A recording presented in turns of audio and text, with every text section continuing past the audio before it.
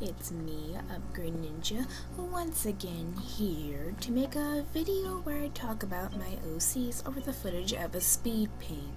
Today I wanted to talk about the part of the Ravasnoves, which are the leaders of the village of Springwood, which is where my main story is currently taking place. Also, I am very sorry. You could probably hear the fish tank going on right next to me. It is extremely loud, but I cannot move it. It's 29 gallons of water, so that would be very difficult for my weak arms. I also regret to inform you that I've also changed some of the lore from the previous video. I'll update some of the slight changes at the end of the video, so if you watched episode 1 of Character Rambles, just know some things have changed a bit, but it won't play that much of an effect in this video. Also, I was kind of stupid while drawing because instead of drawing one character at a time, I did the sketches for each character, going back and forth between each sketch when I really shouldn't have. So now it's just a jumbled mess. So I'll have a picture of the character I'm talking about on the side of the screen. Yep, that's good.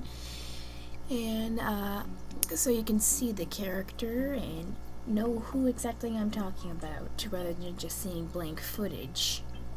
Does that make sense? Yeah, I feel like it makes sense. Anyway, let's go. Alright, so quick basic information on the Ravasnoves. They are the current rulers of the town and have always ruled over the town. They are descendants of the Princess Spring, who was the son of the champion of the nature goddess, and were sent there on order of the gods. The reason they were sent there alongside a ton of other civilians was so they could build shrines dedicated to each god, which would hold world-destroying monsters that were technically fragments of an evil god. We'll get into that later.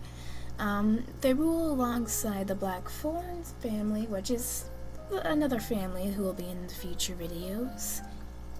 But after the towns were established, each prince was allowed to rule over the towns, mostly however they want, but they did have to receive guidance from the goddesses, and over time they forged more of a stronger bond. And these bonds eventually granted them and their descendants special gifts. Well, what is their power, you may ask? Well, their power is extra lives. They have 3 markings on their face, and each time they die, one fades away. And once their third is gone, they will just die permanently. It's sort of like warrior cats almost, but they only have 3 lives. It's a moderate amount, so there's still more of a risk there. Though, what inspired me to give them this power is, well, I was thinking back to in the spring how plants sort of regrow after the winter. I remember as a kid I had this strawberry plant. It would die off during the winter, but in the spring it would just come back. It did this for multiple years in a row, so that's kind of what inspired me for that. Now with basic information out of the way, let's move on to the oldest Ravasnov who is currently alive, which is Lane. Lane is nearly 400 years old, but he does not like to be reminded of that fact. Even though he technically stopped aging in the world of imagination after he reached the human equivalent of 25, it's still just a thing with him. Lane is very aggressive. He's not one to be soft or cuddly, not anymore. He is often disgusted by weakness, especially shown by his family members and by himself. He's rather rude and hot-headed, but he does have the power to back up what he's saying most of the time. He holds himself to the high standards he holds others to, at least, and in the very few cases where he cannot, he will admit that he is wrong, even if he hates admitting that he's wrong with every fiber of his being. Lane is also very well renowned for his strength in both terms of magical and physical, which has yet to be surpassed by any other members of his family. Here's some of his backstory. Long ago, Lane was raised in a very strict household, a household that was known for its hatred of the Winchesters, who were refugees of the collapse of Chill's Peak. What happened in the collapse of Chill's Peak is basically the nightmare that was sealed there ended up getting released and killing a bunch of townsfolk. Refugees escaped from there, most notably Winchesters. Before this, Winchesters and Ravasnoves had a huge grudge against one another because of a war mild civil war that outbroke about a little while ago. Due to this, a lot of the Ravasnoves at the time were very hateful towards the outsiders, which somewhat rubbed off on Lane himself. However, there is one woman in his life that managed to challenge his views and pull him back down to earth, making him realize that this hatred wasn't exactly justified or deserved. Whom was that woman, you asked? Well, the woman was named Josephine. Josephine was a childhood friend of Lane's. They've known each other forever, basically. And it was one person Lane felt like he could actually talk to without being judged. She had also offered him new perspectives that he did not notice before, which he really loved. With a different perspective, it encouraged Lane to actually be more softer towards other people, much to his father's dismay. Once Lane and Josephine were both old enough, he proposed to her right away, not wanting to wait even a second longer. He wanted to spend the rest of his life with her. He wanted to always love her and hold her in his arms, but unfortunately, in the world which is written by me, that will never happen. Shortly after Lane had his firstborn son, Lionel, there was an incident where one of the women in the village was outed for using dark magic. Dark magic in the world of the imagination is basically classified as spells meant directly for harm, such as malevolent curses, or just things like necromancy that are just simply frowned down upon due to ethics and stuff. Most people called for the witch's execution or at least imprisonment, but instead Lane decided to take a softer approach and choose banishment, which was actually a huge mistake. The witch was still angry at Lane even though he technically spared her and decided to cast a curse, not on him, but instead on the thing he loved the most, his wife. It was a curse for permanent sleep, and because no one knows what the conditions were the curse was made on, no one knows how to break it, leading to Josephine being permanently in a state of sleep, even today. So now that Lane has lost his wife due to this softer approach, he tends to never go with a soft approach ever again, believing it to be weakness, which will lead only to destruction. If that makes any sense. I hope it makes sense because, I don't know. Now with backstory out of the way, it's time to talk about his design. I had the easiest time drawing Lane, as I didn't really have to worry about his father, looks like, because he's dead and is not part of the current timeline. I tried to make him look dark and stormy, even though it's like spring and stuff, but you know, like how spring has like rain and stuff, I try to like, you know, thunderstorms and that sort of thing. And plus, like, dark and stormy kind of fits with Lane's attitude. And now on to one of my favorite aspects of not just Lane's design, but all the designs. You see those little markings on his cheek right there? Well, those 3 markings indicate which life Lane is on. For instance, once a Ravasnove gets their extra lives, they get 3 markings on their cheek. Each time they die, 1 fades away. All of them will fade once they lose all of their lives, so it will just fade away, so you know that they're permanently dead. And as you can see, Lane has 2, meaning he has died previously. How might you ask? Well, I sort of imagined he would go down in a very heroic way, one he would deem worthy. So it'd probably be like during a nightmare attack, there were citizens that needed defending, and so he sacrificed one of his lives in order to help them escape. For clothing, I didn't want to draw like the exact same suit with like just minor changes and stuff, so I decided to draw what characters would probably wear during their free time versus what they'd probably be wearing in public or to work and stuff. I feel like it'd probably show off their personality a bit more, as well as make things a bit easier on me without, you know, having to design a bunch of boring suits. Now on to Lane's son, Lionel, who, unlike his dad, he's not as hot-headed. Instead, he's more calm and collected like his mother. And also, unlike his father, he was born rather physically weak. His body would constantly be in aching pain, and he would bruise and break bones quite easily. In fact, there had been several occasions which led him to nearly dying and ended up in the hospital, which is why Lane ended up keeping him inside most of the time.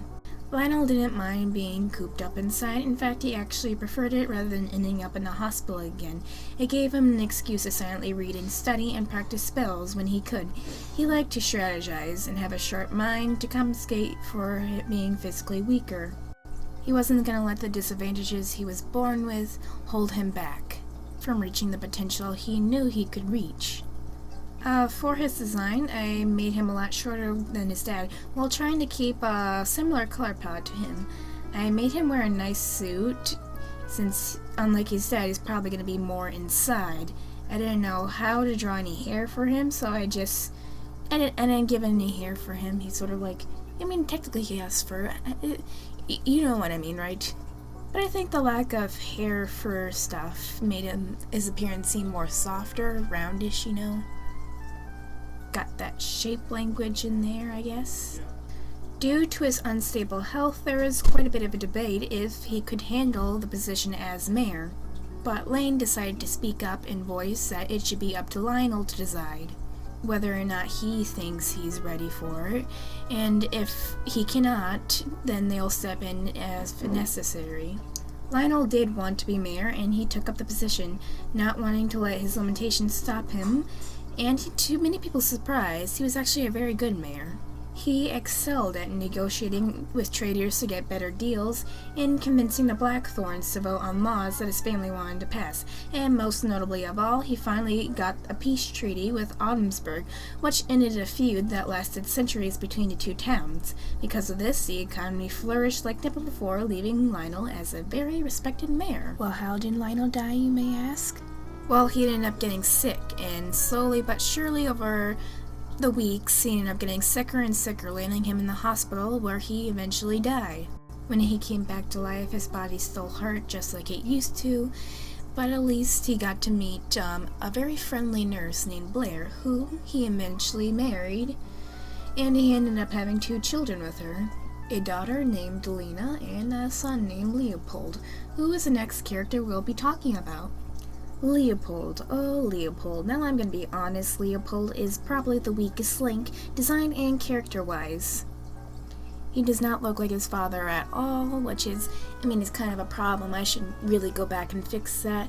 But maybe, I guess his mother would probably look way different than his father, and he just simply took after his mother more, but still, I feel like there needs to be some fixing. Maybe if I try elongating the snout, it'll look better, and toning down the colors, which I'll probably go back in and do that some later.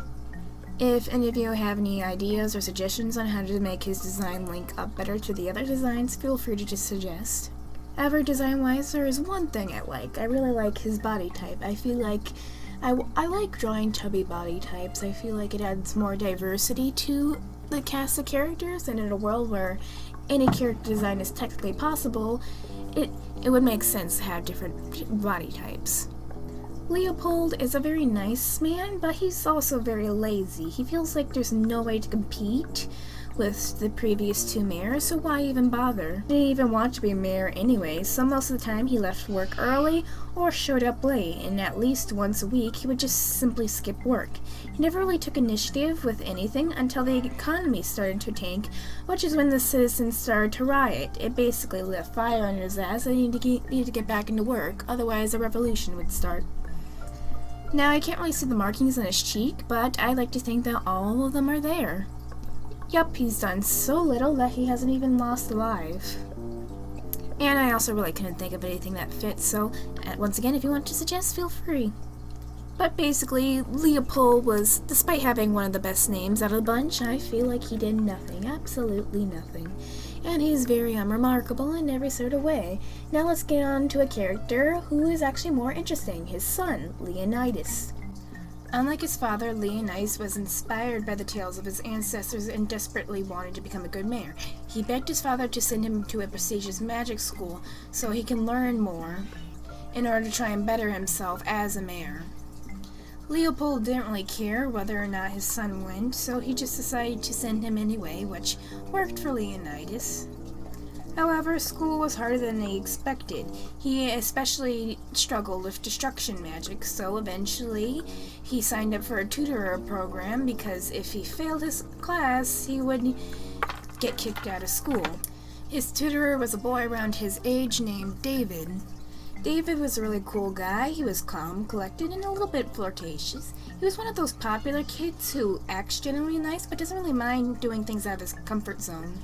After about a dozen or so lessons, Leonidas and David quickly grew a friendship, and eventually the friendship led to Leonidas realizing that maybe he has a bit more feelings towards David. He constantly thought about him, he constantly wanted to be around him, and eventually he realized that, these feelings are rather romantic. Leonidas did not know how to confess his feelings, so he just didn't.